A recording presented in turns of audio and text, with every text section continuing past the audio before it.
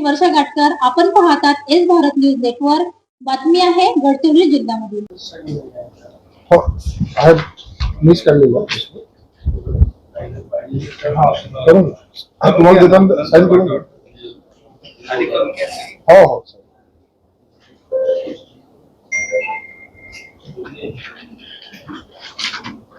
चलो सुरू करायचं का? आपला सर्वांचं सर्व पत्रकार महोदयांचं या प्रेस कॉन्फरन्समध्ये स्वागत करतो आहे आणि या प्रेसला उपस्थित आमचे ज्येष्ठ नेते सन्माननीय माजी खासदार अशोकजी नेते साहेब, आमदार डॉक्टर मिलिंदजी नरोटे साहेब, माजी आमदार नामदेवरावजी मुशेंडी, भारतीय जनता पार्टीचे माजी अध्यक्ष प्रशांत भाऊ वागरे,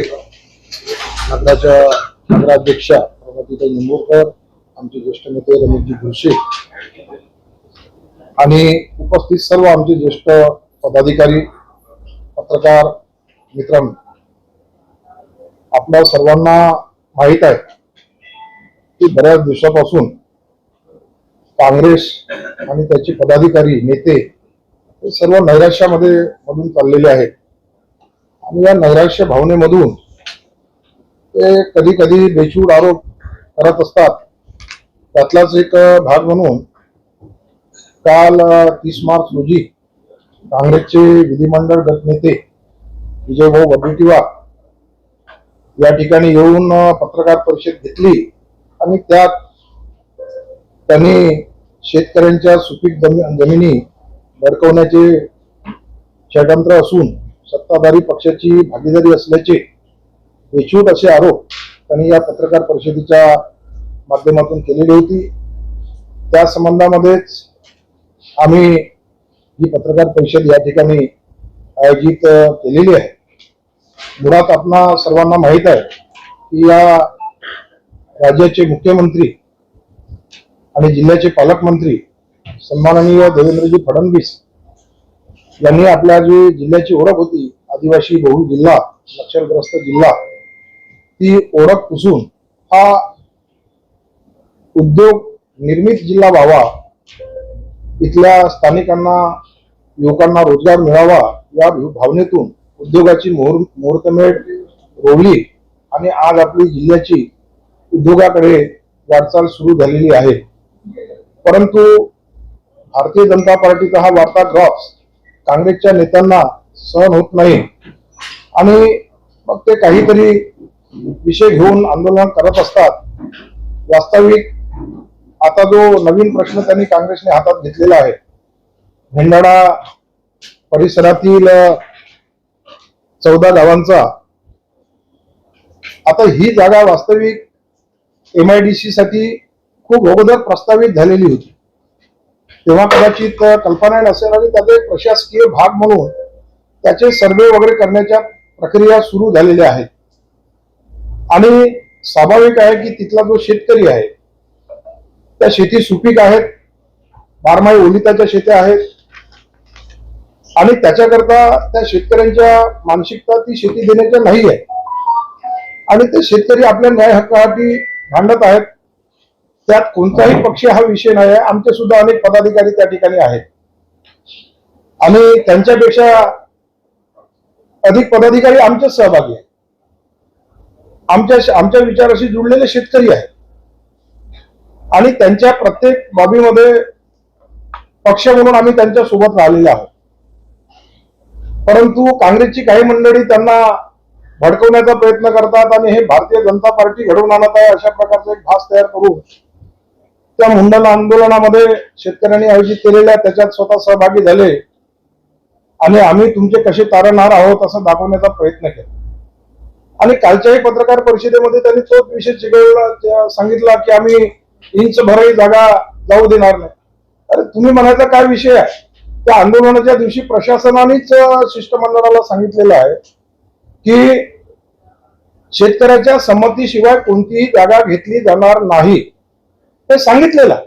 आणि असं असताना पुन्हा त्या विषयाला उजळणी करायची आणि शेतकऱ्यांना भडकवायचं की आम्ही तुमच्या सोबत आहोत, तुम्ही सोबत असण्याचा विशेष नाही. भारतीय जनता पार्टी आम्ही सुद्धा त्या आंदोलनामध्ये सहभागी झालो आणि त्या दिवशी सुद्धा मी माझी भूमिका स्पष्ट केलेली होती की भारतीय जनता पार्टी म्हणून आम्ही एक शेतकरी म्हणून आम्ही पूर्णतः शेतकऱ्यांच्या पाठीशी आहोत आणि शेतकऱ्याच्या संमतीशिवाय एकही जागा जाणार नाही याच्याकरता या विषयाला धरून आम्ही सोबत आहोत. परंतु हे वारंवार अशा प्रकारचे आंदोलन करून शेतकऱ्यांमध्ये भटकवण्याचं काम करत असतात. त्यात त्यांनी एक गंभीर आरोप लावला की भारतीय जनता पार्टीच्या नेत्यांची तिथं भागीदारी. हे धांदत खोटं आहे. आमचा स्थानिक कोणताही नेता त्या विषयामध्ये सहभागी नाही आणि जो याच्यापूर्वी प्रकल्प झालेला होता त्याच्यात दलाली कोण खाले हे सर्व जनतेला माहित आहे. अजूनही कोणाचे कार्यकर्ते त्या ठिकाणी सहभागी आहेत हे माहित आहे. परंतु तसं असताना फक्त एक दबाव तंत्राचा वापर करायचा आणि आपले हप्ते कसे वाढून घेता येईल या दृष्टिकोनातून प्रयत्न कसे करायचे, मला वाटते की ही अशा प्रकारची भूमिका त्याकरताच हे वारंवार आंदोलनाची भूमिका ही मंडळी घेत असतात. आता जिल्हा परिषदांच्या निवडणुका होऊ घातलेल्या आहेत. या गडचिरोली जिल्ह्यामध्ये काँग्रेसची काय ताकद आहे, हळूहळू त्यांची ताकद कमी होत चाललेली आणि आता ते कसं तरी आपला सावरण्याकरता म्हणून ते असे प्रयोग करत राहतात आणि नागरिकांमध्ये संभ्रम तयार करण्याचा, मतदारांमध्ये संभ्रम तयार करण्याचा हा टेबिलवाना प्रयोग ते करत असतात. त्यांना शेतकऱ्यांशी, शेतकऱ्यांच्या हिताशी, त्यांना न्याय मिळवून देण्याशी काहीही लेनदेन नाही आहे असं मला वाटते. कारण आता तुम्हाला माहित असेल, तुमच्या पत्रकारांनीच लिहिलेलं होतं, आम्ही पण दखल पण घेतलेली नाही. शेमाना देवस्थान आपला गडचिरोली जिल्ह्याचा एक श्रद्धास्थान आहे आणि त्या ठिकाणी ह्या काँग्रेसच्या लोकांना सद्बुद्धी आली की 108 वेळा आम्ही तिथं हनुमान चालीसा वाचन करू आणि शेतकऱ्यांना न्याय मिळवून देऊ.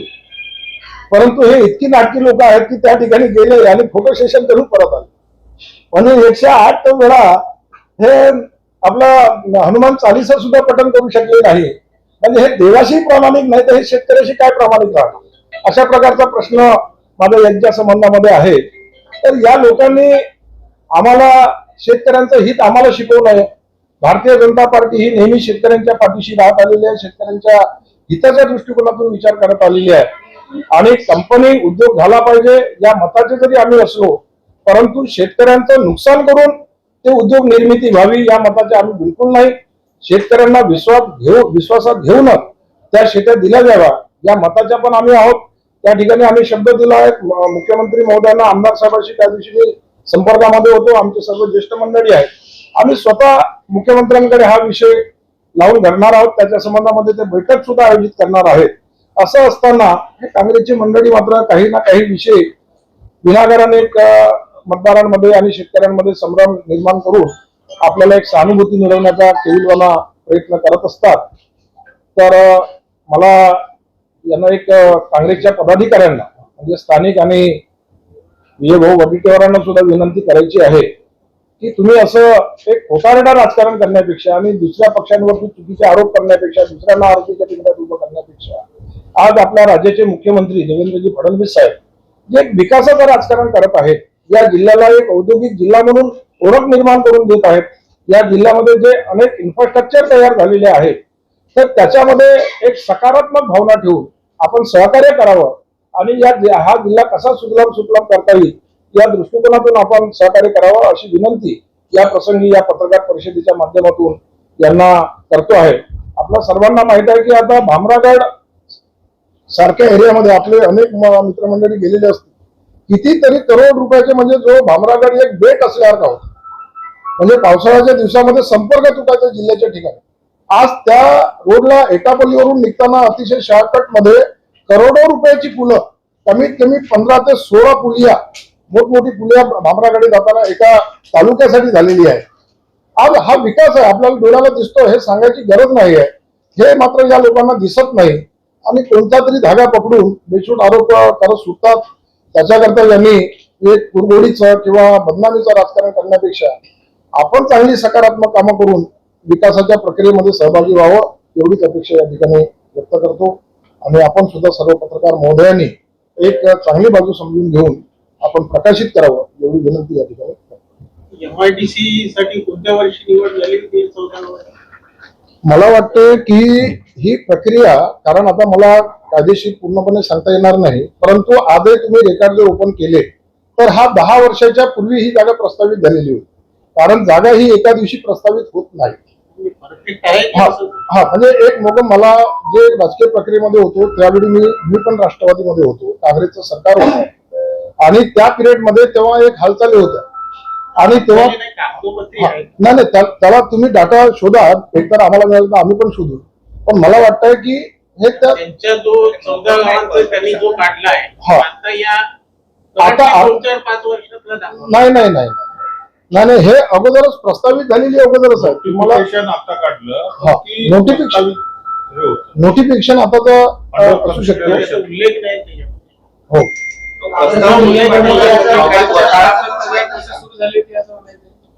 प्रोसेस म्हणण्यापेक्षा, कारण बघा जसं तुमच्या खनिजचा सुद्धा मायनिंगला मंजुऱ्या सुद्धा त्यापूर्वी त्याच्या प्रोसेस सुरू झालेल्या होत्या, हे पण वस्तुस्थिती आहे.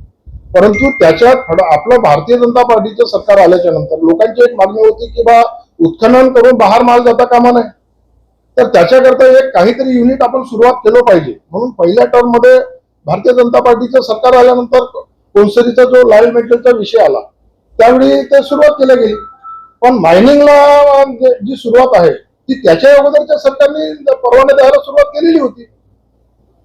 म्हणजे मग तेव्हा यांचा उद्देश काय होता? म्हणजे खोदायचा आणि माल बाहेर घेऊन जायचा हाच उद्देश होता का? आपण सांगितलं की काँग्रेसनं राजकारण सुरू केलंय. मला म्हणायचं की भाजपकडे एकच नेत्याची पोच आहे, तुम्ही कुठे अप्रोच होण्यासाठी कमी पडला का शेतकऱ्यांना? नाही आम्ही अप्रोच होण्याकरता कमी पडण्याचा काही विषय नाही. बघा आमच्या तिथं तुम्ही आजही भेंडाळा सर्कल मध्ये गेल्या तर त्यांच्यापेक्षा 20% कार्यकर्त्यांची संख्या आमची अधिक आहे. आजही त्या आंदोलनामध्ये जे लिडिंग पार्ट घेणारे कार्यकर्ते आहेत ते आमचेच आहेत. आता यांना फुकटाचं श्रेय आता ते काहीतरी म्हणतात ना अब्दुल्ला दिवाना बेगाना शादी में, तसा हा यांचा प्रकार आहे. मुख्यमंत्री साहेबांची भूमिका असेल किंवा प्रशासनाचा जो प्रयत्न आहे तो समजावून सांगण्यात भाजप कमी पडते असं नाही वाटत का? तुम्ही जे सांगता की 20% कार्यकर्ते आमचे जास्त आहेत, हो कुठेतरी आपणही कमी पडतो असं नाही वाटत? नाही, त्याचा फायदा काँग्रेसचा विषय कमी पडण्याचं नाही आहे. आतापर्यंत कोणत्याही निर्णयापर्यंत प्रशासन आलेलं नाही आहे. फक्त हा फेक निगेटिव्ह यांच्याकडून पसरवल्या जात आहे. प्रशासनाला जागा कदाचित MIDC ला घ्यायची असेल, परंतु शेतकऱ्यांशी जोपर्यंत हितगुज होणार नाही, वाटाघाटी होणार नाही तोपर्यंत जागा जाणार नाही. आणि शेतकऱ्यांनी जर अडून बसलं की आम्हाला जागा द्यायचीच नाही आहे तर विषय संपला. जागा कोण घेणार? शेतकऱ्यांवर सक्ती तर कोणी करू शकणार नाही. आणि ज्या दिवशी सक्ती केली जाईल त्या दिवशी आम्ही शेतकऱ्यांच्या सोबत राहू. शेतकऱ्यांची जी मागणी आहे की कमी जमिनीची ऐवजी तुम्ही दुसरी कुठली पडीक जमीन असेल ती घ्या किंवा फॉरेस्टची लँड घ्या. हा त्या बाबतीत आपली म्हणजे भूमिका काय राहणार आहे? कारण आम्हाला पण एक वाटतंय की एक ऑप्शन मध्ये जर जागा मिळाली, उद्योग झाला पाहिजे या भूमिकेमध्ये आम्ही निश्चितच आहोत. परंतु पर्यायी जागा जर मिळत असेल तर पर्यायी जागेची निवड केली पाहिजे. आणि कमीत कमी शेतकऱ्यांच्या सुपीक जमिनी आपल्याला कसं वाचवता येईल या मताचे आम्ही पण आहोत. सर्वसामान्य लोकांसाठी 4 दिवस कलेक्टरने रस्ता बंद केला होता, म्हणजे एक मजुरीच्या बहाण्याने. आणि बऱ्याचशा लोकांना समोरून ठेवला आरोप तेवढा बीजेपीचे एक नेता समोरून त्याला म्हणजे शेतकऱ्यांना समोर किंवा कधी तुमच्या वेळी शेतकऱ्यांच्या पाठीशी कशावरून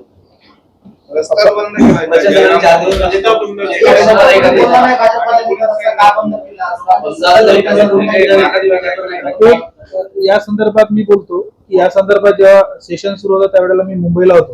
या संदर्भात मी CM साहेबांना पण बोललेलो होतो, मी माननीय कलेक्टर साहेबांना पण बोललेलो होतो की असं तर करायचं नाही आहे. बाकीच्या आणि त्यांचं म्हणणं असं होतं की आम्ही फक्त सर्वे करणार आहोत, जॉईंट मेजरमेंट करणार आहोत, बाकी असं काहीच म्हणजे हस्तांतरण अखबाराचं काहीच नव्हतं. अगदी बरोबर. त्यांना असं वाटलं की वास्तविक पाहलं त्यांना असं वाटलं की उद्या दिवशी लॉ अँड ऑर्डर होऊ शकतो. त्या संदर्भात त्यांनी हे बाकी फौज आणि बाकीचे रस्ते बंद केले. पण जेव्हा त्यांना वाटलं की नाही हे असं गलत आहे, मग त्या दुसऱ्या दिवशीपासून त्यांनी ते सर्व म्हणजे मेजरमेंट करणं बंद केलं. सर एकीकडे तुम्ही म्हणता शेतकऱ्यांच्या सहमतीशिवाय करणार नाही, एकीकडे तुमचा कलेक्टर की ऑर्डर काढतो, भूसंपादन दाखवतो त्याच्यामध्ये पोलीस यंत्रणेचा दुरुपयोग केला जातो. या संदर्भात आपणच बोलतोय की कलेक्टरना विचारा तुम्ही की बाबा या संदर्भात कोणी बोलला. आणि एक जेव्हा मी सांगितलं की त्या त्यांनी बंद केला. एक आणि सीएम साहेबांनी पण सुद्धा सांगितलं की बाबा ते बंद करा. त्या पहिल्या दिवशी त्यांना वाटलं की 3 दिवस बंद ठेवलं त्यांना, 3 दिवस. नाही 3 दिवस नव्हता, एकच दिवस बंद होता. आणि 14 त्यांनी रद्द केला. नाही तुम्ही ते बघून घ्या. आणि ते सर्वेसाठी होता तो विषय. आणि आणि बघा त्याच्यामध्ये काही प्रशासन शेतकऱ्यासोबत आहे की कंपनीसोबत? कोण प्रशासन आणि सरकार.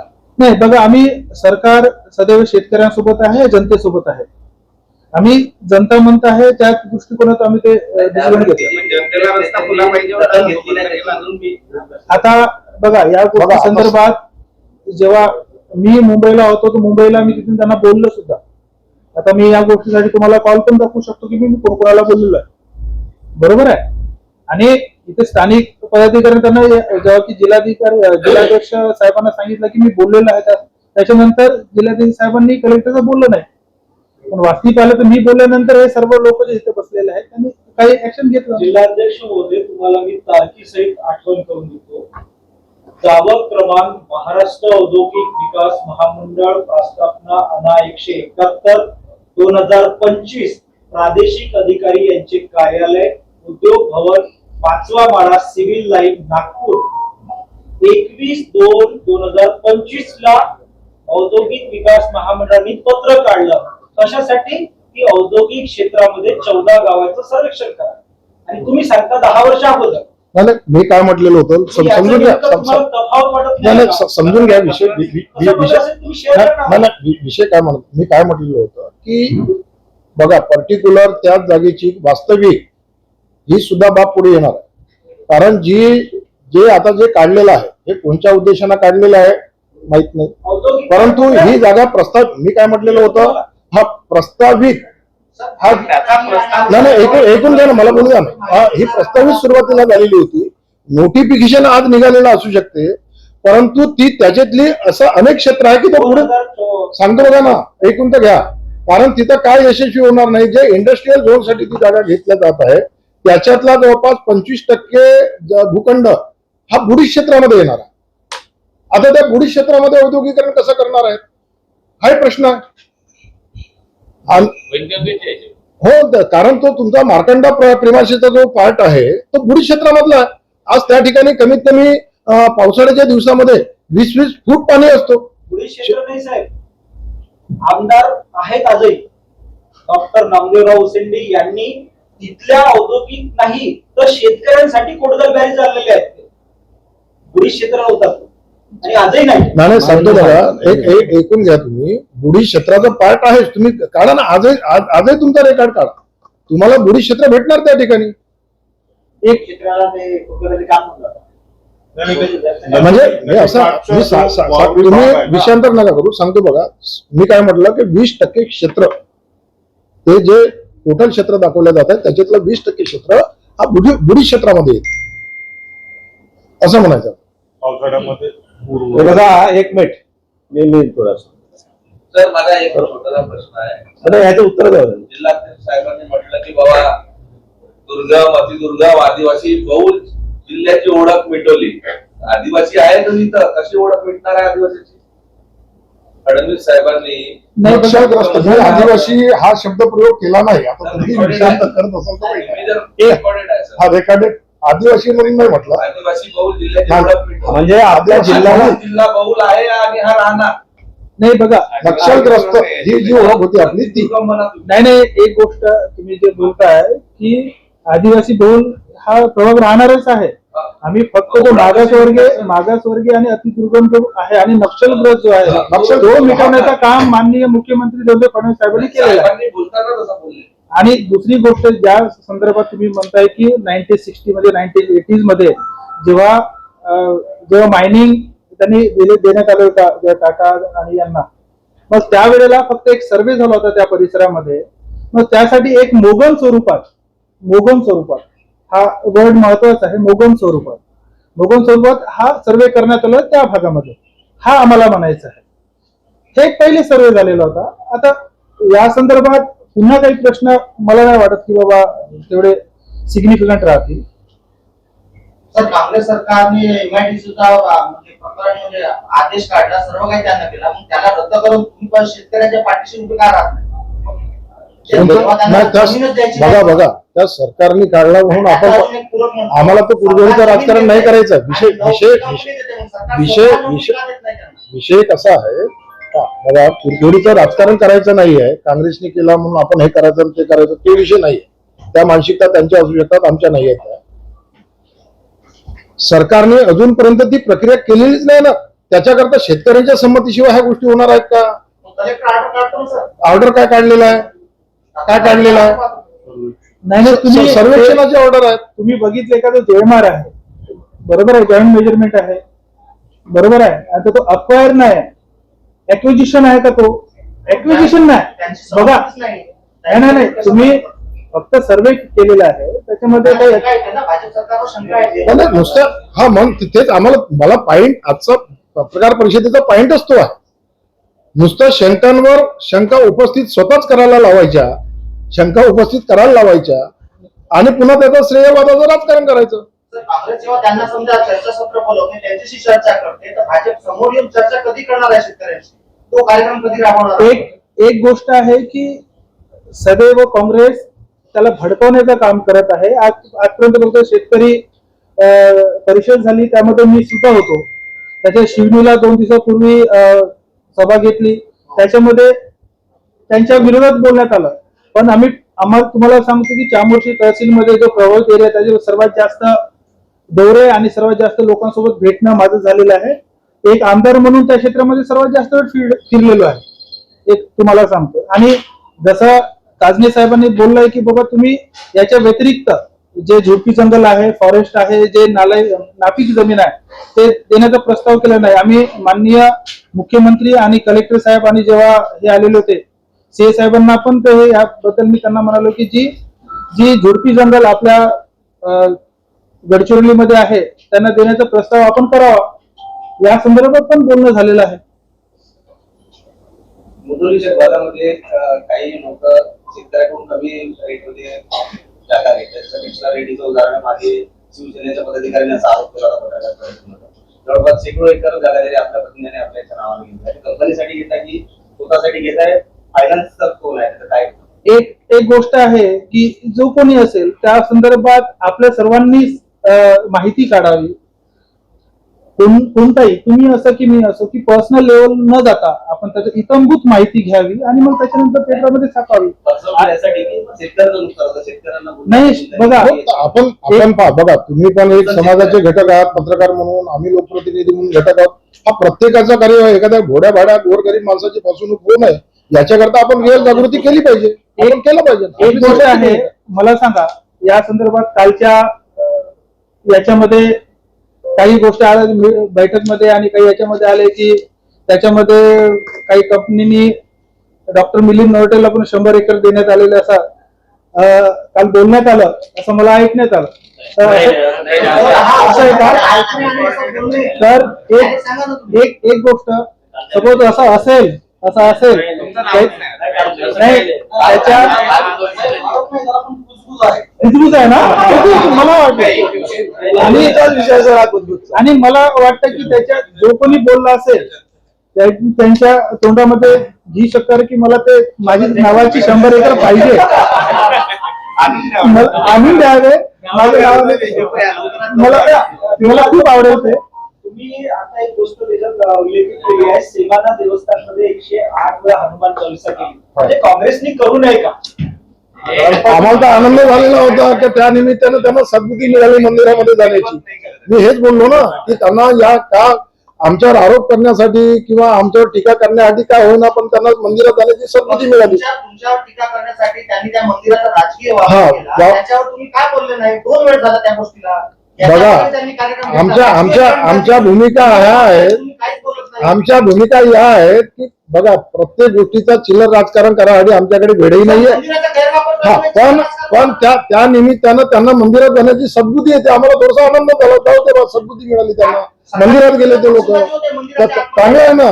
पण आता तिथं जाऊनही ते प्रामाणिक राहिले नाही, आंदोलनासाठी प्रामाणिक राहिले नाही, फोटो सेशन करून आले. ही गोष्ट तुम्हीच सांगितली आम्हाला. बरं, 1 मिनिट, आता मी बोलतो थोडा, 1 मिनिट. बघा, मी माझी सर्व पत्रकारांना नम्र विनंती आहे, शेवटी आपण सुद्धा विकासाच्या बाजूने असले पाहिजे. आमचं केंद्राचं आणि राज्याचं सरकार विकासाच्या बाजूने आहे, विशेषतः शेतकऱ्यांच्या पण बाजूने आहे. लक्षात घ्या, यांनी जो विषय मांडला आणि जिल्हाध्यक्षांनी, आणि जिल्हाध्यक्षांनी विषय का मांडला, कारण काल वडेट्टीवार त्यांच्या सहकार्याने प्रेस कॉन्फरन्स घेतली. 6 महिन्यापूर्वी सुद्धा अशाच प्रकारे प्रेस कॉन्फरन्स घेतली होती. लक्षात घ्या, JSWच्या माध्यमातून केवळ जमिनी पाहणं सुरू होतं वडसा भागामध्ये. तर ते घेऊ नये, म्हणजे त्यांचा उद्देश एक न होता त्याच्यातून कसं कमिशन मिळेल हाच उद्देश होता. पण 6 महिन्यापूर्वी अशाच प्रकारे प्रेस कॉन्फरन्स घेतली होती. आम्ही स्वस्त बसलेलो नाहीये, लक्षात घ्या. त्यावेळेस सुद्धा प्रेस कॉन्फरन्स घेतल्यावर याच ठिकाणी आपल्या समोर आम्ही प्रेस कॉन्फरन्स घेतली आणि त्याचं खोडून काढलं आम्ही. आणि हे यांनी का घेतलं, तर कारण JSWच्या माध्यमातून या निमित्तानं आम्हाला काहीतरी मिळेल हा त्यांचा एक उद्देश होता. आम्ही शेतकऱ्यांच्या बाजूने म्हणजे बाजूच्या विरोधात नाही आहे. लक्षात घ्या, शेतकऱ्यांच्या विरोधात नाहीच आहे, आम्ही शेतकऱ्यांच्या बाजूने आहे. आणि शेतकऱ्यांच्या बाजूने असल्यामुळे आम्हाला या जिल्ह्याचा विकास करायचा. लक्षात घ्या, उद्योगधंदे आणायचे आहेत या ठिकाणी. आणि विशेषतः या जिल्ह्याचे पालकमंत्री आदरणीय स्वतः देवेंद्र फडणवीस CM आहे. लक्षात घ्या, त्यांना या जिल्ह्याचा विकास करायचा आहे. अनेक कंपन्या या ठिकाणी येत आहे. आता कंपन्या येत आहे याचा अर्थ आपल्याला जमीन लागणारच आहे. लक्षात घ्या, हे नाकारता येणार नाही. हे सर्वांनी तुम्ही लक्षात ठेवण्याची आवश्यकता आहे. जमीन जरी असलं, परंतु CM साहेबांनी स्पष्ट सांगितलेलं मागच्या वेळी, आता नाही, तुम्हाला सांगतो मागच्या या निवडणुकीच्या काळात, लक्षात घ्या, निवडणुकीच्या काळामध्ये जेव्हा स्वतः CM साहेब आलापल्लीला आले होते, आणि आलापल्लीला आले असताना विधानसभेच्या निवडणुकीत आलापल्लीला आले असताना मी स्वतः त्यांच्याजवळ विषय मांडला होता. लक्षात घ्या, कोणता विषय, की त्यावेळेस जयरामपूरचे जे 12, 15, 16 जे गावं त्या ठिकाणी जात होते, तिथं सुद्धा काँग्रेसच्या लोकांनी त्यांना भडकवलं होतं. हा विषय मी देवेंद्रजी फडणवीसकडे मांडला आणि त्यांना सांगितलं की काँग्रेसचे लोक यांना भडकवत आहे, ते तुमच्या जमिनी जात आहे आणि याच्यावर तुमचं काय उत्तर आहे. त्यांनी स्पष्ट आणि खुलेआम सगळ्यांना सांगितलं की आम्ही शेतकऱ्यांच्या संमतीशिवाय आम्ही त्यांच्या जमिनी घेणारच नाही. लक्षात घ्या, स्पष्ट सांगितलं त्यांनी, जोपर्यंत ते जमिनी देणार नाही, त्याची संमती दाखवणार नाही, तोपर्यंत आम्ही देणार नाही. ते घेईल ते कोणत्या दामानं 4 पट भूमी अधिग्रहण कायदा केंद्र सरकारने मंजूर केला, त्याचा मी साक्षीदार आहे. मी खासदार असताना. लक्षात घ्या, आता जर सरकार एखाद्या शेतकऱ्याची जमीन जरी घ्यायची असेल तर त्याला केवळ 1 पट दाम मिळत नाही, त्याला 4 पट दाम भेटते. लक्षात घ्या, बाजार भावापेक्षा, ऐकून घ्या, बाजार भाव नाही, बाजार भावाचे 4 पट. लक्षात घ्या, बाजारभाव जे असेल ऐकून घ्या, रेडी रेटनुसार बाजार भावाप्रमाणे रेडी 4 पट नाही, 4 पट दिला जाते. ऐकून घे ना, घ्या, जे काही रेडी रेटनुसार 4 पट भाव त्या ठिकाणी दिला जाते. आणि देवेंद्रजीने हे सांगितलं की आमच्याकडे असे, ऐकून घ्या, नॅशनल हायवेचे काम होते. नॅशनल हायवेच्या रस्त्यासाठी अनेक जमिनी जात होत्या, पण ते आम्ही काही लोक स्वतः तयार होते, काही लोक नव्हते. काही लोकांनी जमीन त्यांना 4 पट भाव मिळाल्यामुळे त्यांनी जमिनी दिल्या.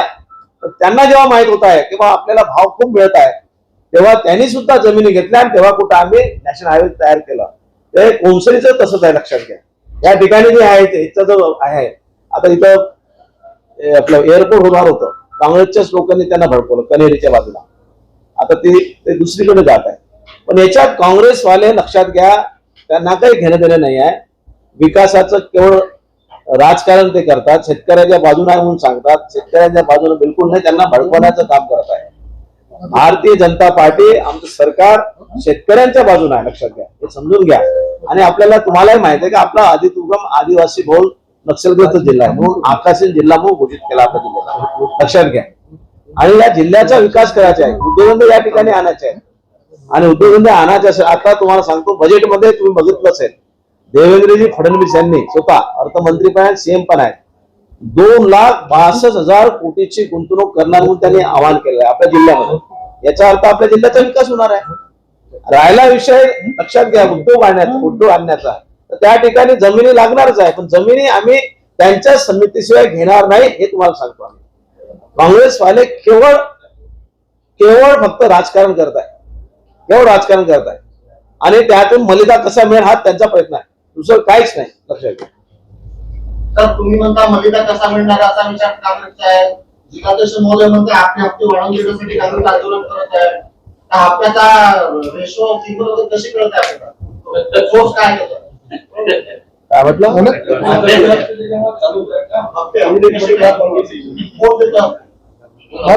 कसं आहे पत्रकार महोदय, काही विषय शब्दशः न घेणार. बघा, एखाद्याच्या कृतीवरून त्याची नियत कळते.